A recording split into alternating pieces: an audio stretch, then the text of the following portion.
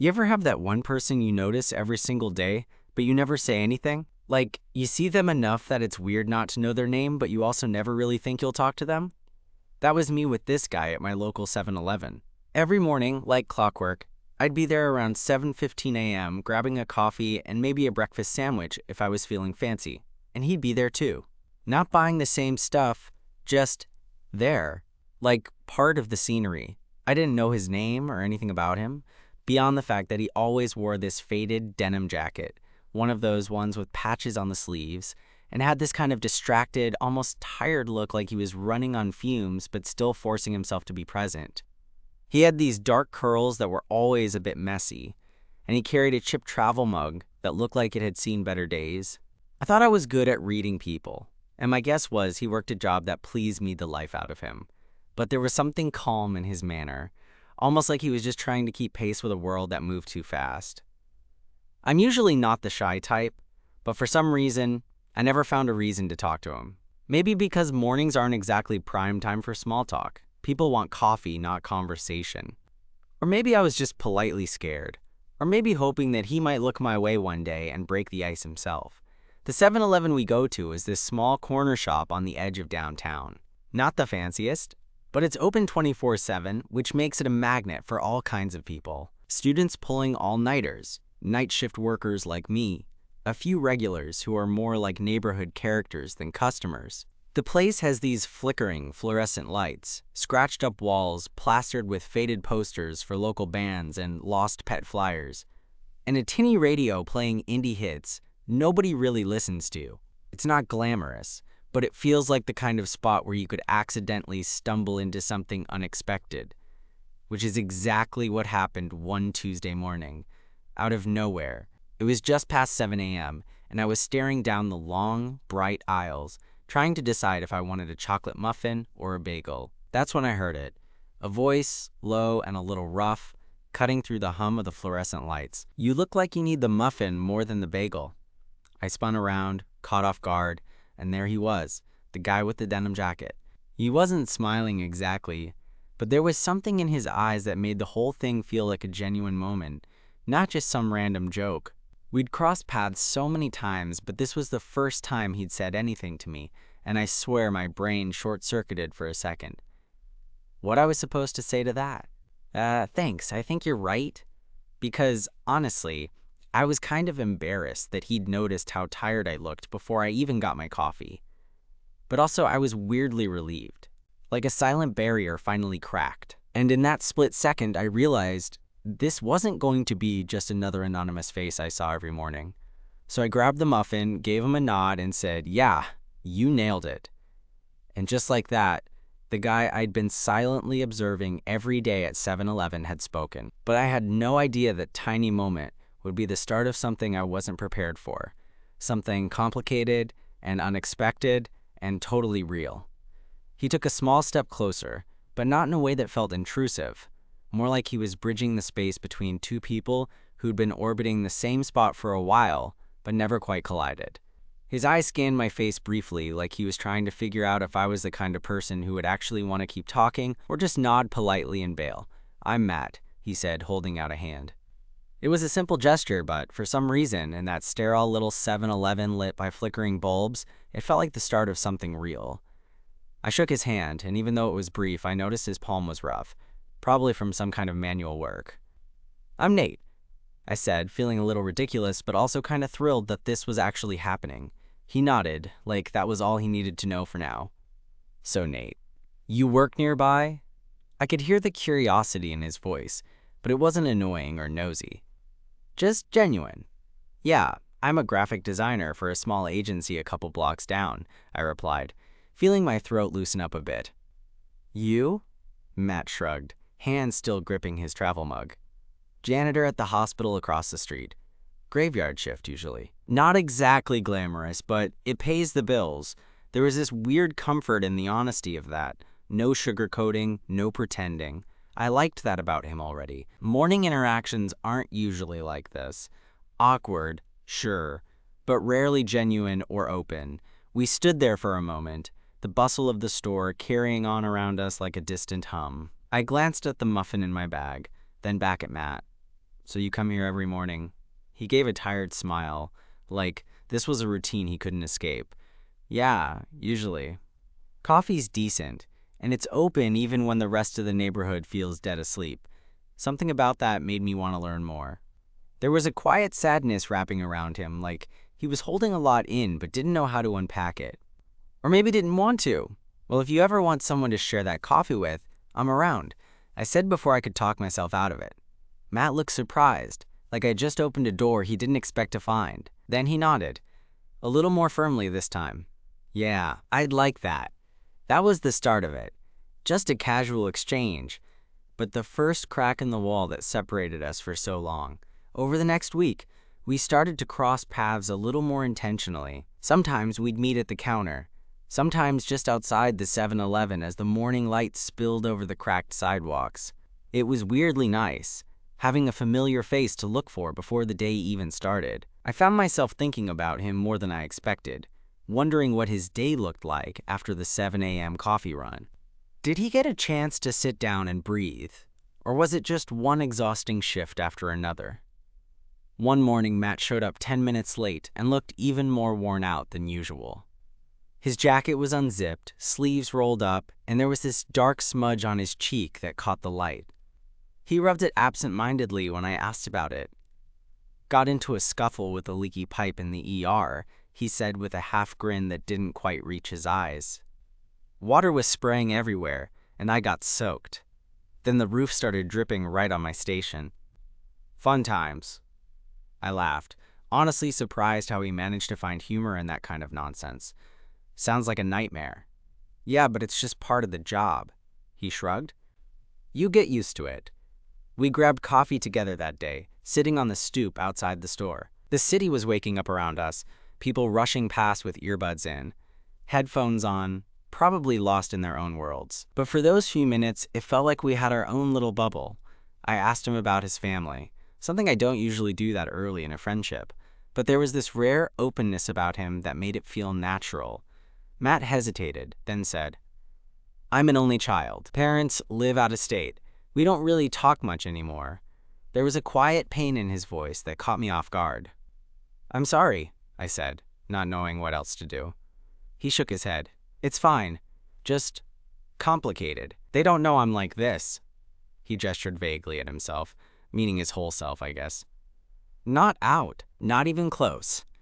It hit me then how much courage it must have taken for him to open up like that, even in such a small way. I wanted to tell him he wasn't alone, but the words didn't come out right. Instead, I just said, thanks for sharing that with me. He gave me a small smile, the kind that felt like an unspoken thank you back. As the days passed, our morning chats became something I looked forward to more than I expected. There was this easy rhythm to it. No pressure, no expectations, just two guys carving out a tiny corner of connection amid the chaos of life. Sometimes we joked about the weird customers we'd see. Other times we talked about music, movies, the little things that made the day bearable. But beneath it all, I felt this pull, like I was slowly peeling back the layers of someone who'd been hiding for a long time. One morning, as we were packing up to leave, Matt stopped and turned to me. You ever think about just changing everything? Starting fresh somewhere new? I blinked, caught off guard by the question. Yeah, sometimes. Why? He looked past me, eyes tracing the horizon where the city skyline met the pale morning sky. I don't know. Maybe I'm tired of living in the background. Maybe I'm tired of pretending. There was a raw honesty there that made my chest tighten. I wanted to know more, but I also didn't want to push too hard. I get that, I said quietly. I think a lot of us do. He smiled then, a real one, the kind that lights up the whole face. Maybe we should both try. Together. It was the kind of moment that lingers in your head long after it happens. Like the world shifts just a little bit. And suddenly, things don't seem quite so impossible. I didn't know where this was going. Hell, I wasn't even sure if he was really serious or just throwing words out in the hope they'd stick. But in that moment, standing there outside the 7-Eleven with the morning sun warming our backs, I felt something stir inside me. Maybe hope, maybe something more. And just like that, the guy I'd seen every morning without ever speaking had become someone I couldn't stop thinking about. We didn't make any grand plans that morning, just a quiet understanding hung between us as we parted ways. But something had shifted. I caught myself glancing at the 7-Eleven every time I walked by after that, half expecting Matt to be there, half hoping he'd be waiting, like he somehow belonged to that spot as much as the flickering neon sign above the door. The next few days were this weird mix of anticipation and nerves. I found myself second-guessing every little thing, wondering if I should text him or just wait until the next morning, which, if I'm honest, felt like forever. I'm not proud of it, but yeah, I'm one of those guys who overthinks everything, especially when it comes to stuff like this.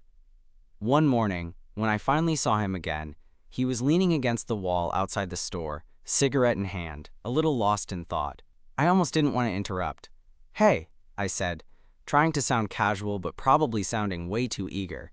He looked up, flicked the cigarette to the ground, and smiled that half-lopsided grin of his. Hey, we ended up standing there, side by side, not really knowing what to say. The city was waking up around us, cars droning by, people chattering, but it felt like the world had quieted down just for a bit. "How's the janitor life treating you today?" I teased, and he laughed, the kind of laugh that sounded like relief. Same old, same old. Though, I swear, one of these days I'm gonna get stuck cleaning something disgusting enough to make me quit. I grinned. "I'll hold you to that." Then, out of the blue, he asked, "You want to grab breakfast? Like, not just coffee?" I blinked, surprised, but not in a bad way. Yeah, I'd like that."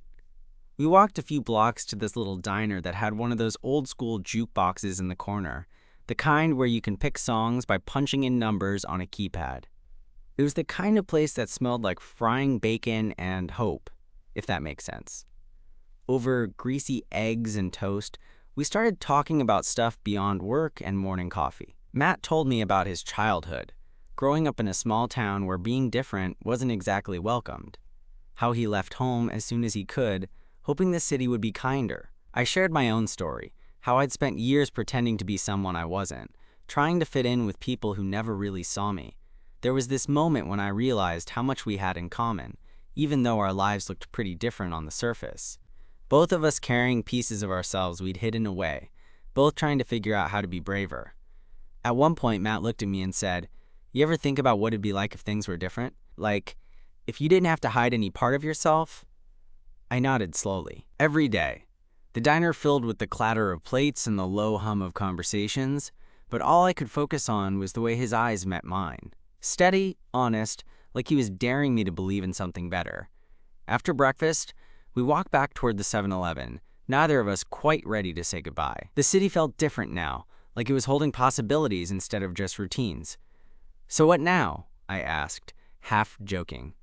Matt shrugged, but there was a spark in his eyes. "Maybe we start by not being strangers anymore."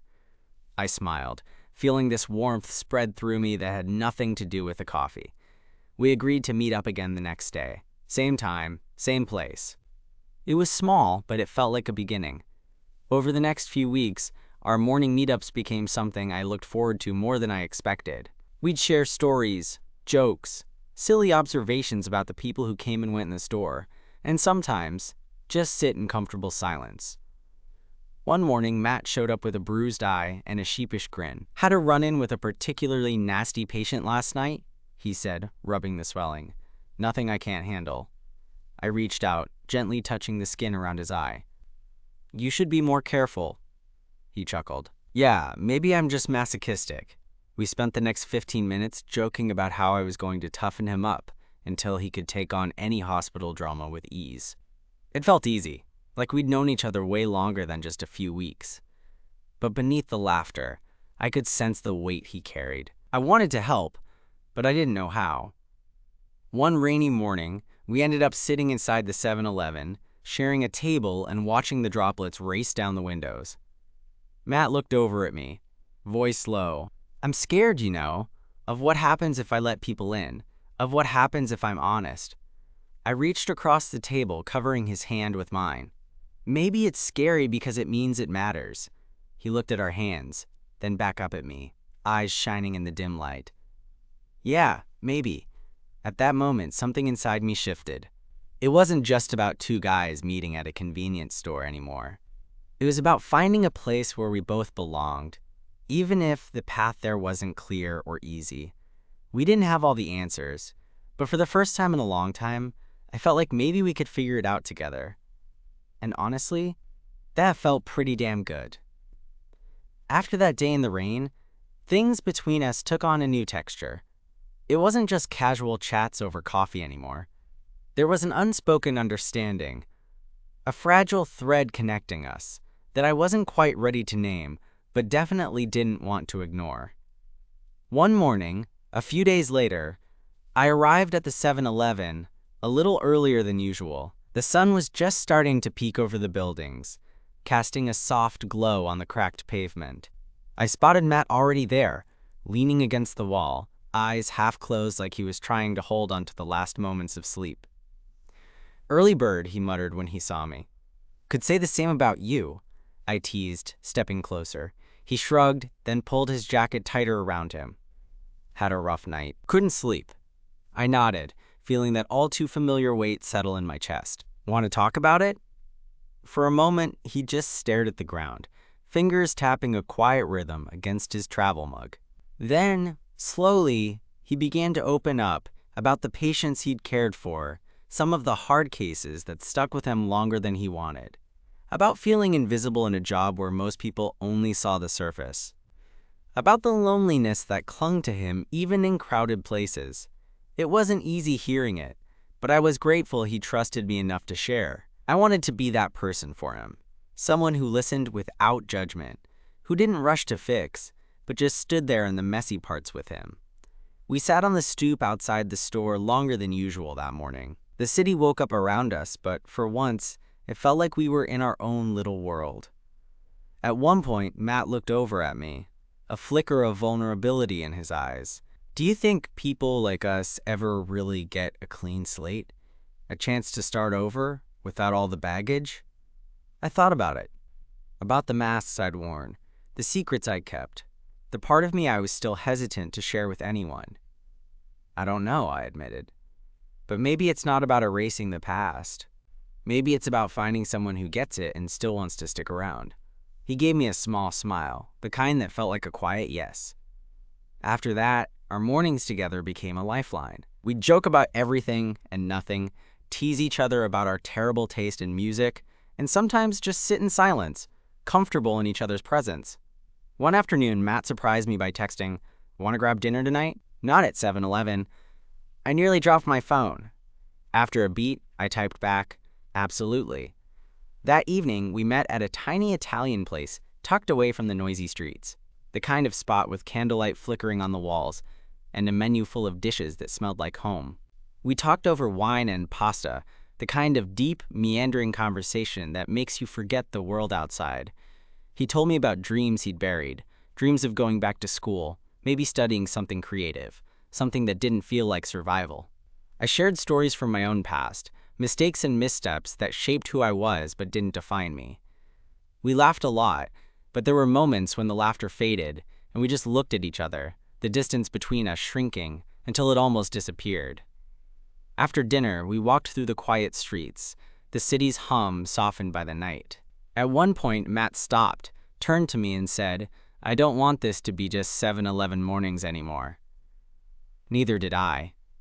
That night, as I lay in bed, replaying the day, I realized how much I'd been craving this. Someone who sees you, really sees you, even when you don't say a word. But with that excitement came a whisper of doubt. Was I ready to let someone in? To risk what I'd carefully protected for so long? And more importantly, was Matt. The next morning, when I met him at our usual spot, I could tell he was wrestling with the same questions. We didn't talk much at first, just shared that quiet, knowing glance. Then he reached out, brushed a curl away from my forehead, and said, "No matter what happens, I'm glad I talked to you that day." "Me too," I said, my voice barely above a whisper. We stood there for a moment longer, two imperfect people finding something real in the middle of a convenience store's fluorescent light. And for the first time in a long time, I felt like maybe, just maybe, this was the beginning of something worth holding on to. After that morning, things moved in a direction I hadn't quite expected but secretly hoped for. We started spending more time together, outside those early hours at 7-Eleven. It was easy at first. Simple dinners, lazy afternoons at the park, or grabbing beers at a dive bar where nobody cared if you stayed quiet or talked too much. The city felt different somehow when he was around, like it softened just enough to let the edges blur. One Friday evening, we found ourselves wandering through an old record store near my apartment. It was the kind of place where the smell of worn vinyl and dust mixes with faint echoes of forgotten songs. Matt held up an album with a cracked cover, squinting at the faded print. "Ever heard of this band?" he asked. I shook my head. "They're pretty obscure," he said, flipping it around. "But I used to listen to them a lot back in college. Kind of my escape." I smiled, feeling like I was getting a small glimpse of the layers he usually kept under wraps. "Mind if I put it on?" I asked, already imagining the music filling the cramped space. He nodded, and I slid the record onto the turntable. The crackle of the needle hitting the vinyl was followed by a slow, melodic tune, the kind of song that sinks into your chest and makes you want to stay quiet and listen. We didn't say much for a while, just letting the music do its thing. Eventually, Matt leaned against me, shoulder to shoulder. It was subtle, but it hit me harder than I expected. I turned slightly and caught the hesitation in his eyes, like he was wondering if this was okay, if I wanted this too. I reached over, threading my fingers through his, and he squeezed back gently. That night, walking home under a sky full of stars, I realized how much I wanted to keep peeling back those layers with him. It wasn't just the novelty of finally breaking the ice. It was something deeper, something real. But even with all that warmth, a part of me kept wondering about the walls he'd built, about the secrets still tucked away, the fears he hadn't voiced. I could see it in the way he sometimes pulled back, like he was wrestling with the idea that maybe this was too much, too soon. One afternoon, as we sat on a bench overlooking the river, Matt finally brought it up. "I don't know if I'm good at this," he confessed, voice quiet but steady. "Letting someone in. Letting someone see the real me." I looked at him, searching his face for the truth beneath the words. "No one's perfect at it," I said, "but the people who matter stick around through the mess." He sighed, staring at the water swirling below. "I want to believe that. I really do." I squeezed his hand. "Then let's take it one day at a time, no pressure." He gave me a small, grateful smile. In the weeks that followed, we settled into a rhythm that felt natural. Morning coffees weren't just about caffeine anymore. They became a kind of ritual, a quiet anchoring point in both our hectic lives. Sometimes we'd sit in the store's corner booths. Sometimes we'd step outside just to watch the sunrise together. One weekend, Matt invited me to his apartment for dinner. It was modest, a little cluttered, but it felt like home. His home. We cooked pasta, the kitchen filled with laughter and the occasional curse when one of us dropped a sauce ladle. Later, as we settled on the worn-out couch, he reached over and pulled me close. His head rested lightly against mine, and I felt the steady beat of his heart. "Thank you for sticking around," he whispered. I smiled, brushing a hand through his hair. "There's nowhere else I'd rather be." But even as things blossomed, some shadows lingered. One evening, Matt's phone buzzed with a message that made his face tighten. He glanced at it, then quickly tucked it away. "Everything okay?" I asked. He hesitated, then shook his head. "It's complicated. Family stuff." I wanted to press, to offer to help. But he held up a hand. "Not ready to talk about it yet." I nodded, understanding more than words could say. That night, lying awake, I realized that love, if it was going to be real, meant being patient through the unknowns, ready to catch each other when the past threatened to pull us under. And as much as I wanted to rush forward, I knew some things needed time. But one thing was clear. Whatever came next, we'd face it together. Weeks turned into months, and our mornings at 7-Eleven became less about routine and more about connection. What started as quiet nods and stolen glances had grown into something steady, something I hadn't realized I'd been craving until it was there. Matt had become the person I looked for in the crowd, the familiar face that made the city feel less cold and more like home. One crisp Sunday morning, we found ourselves back on that stoop outside the store, sharing a coffee in silence. The sun was just beginning to warm the pavement, and the usual hum of the city was slow to stir. I glanced over at him, his worn denim jacket pulled tight against the cool air, and something softened inside me. "You know," I began, a little hesitant, "I'm really glad you talked to me that day, when you said I looked like I needed the muffin more than the bagel." He smiled, that easy half-smile that always made me feel like I'd won something just by being there. "Yeah? I'm glad I did too." There was a pause, comfortable and quiet. Then I reached out and took his hand in mine. No big speeches, no grand declarations, just a simple touch that felt like the answer to all the unspoken questions between us. Matt squeezed my hand back, eyes meeting mine with a honesty that made my chest feel full. I never thought I'd find someone who'd stick around through all the mess. But here you are, I laughed softly, shaking my head. Guess sometimes you find what you're not even looking for. We sat there a while longer, two guys carving out a little space in the city's chaos, holding on to something real. It wasn't perfect. There were still struggles, uncertainties, and moments when the past whispered in the silence, but it was ours. And in that moment, I realized that sometimes the most meaningful connections don't come from fireworks or grand gestures. They come from quiet mornings, shared muffins, and the courage to say hello when everything feels uncertain. Maybe that's what love was all along, the simple act of showing up. And for the first time, I was ready to keep showing up, every morning, with him.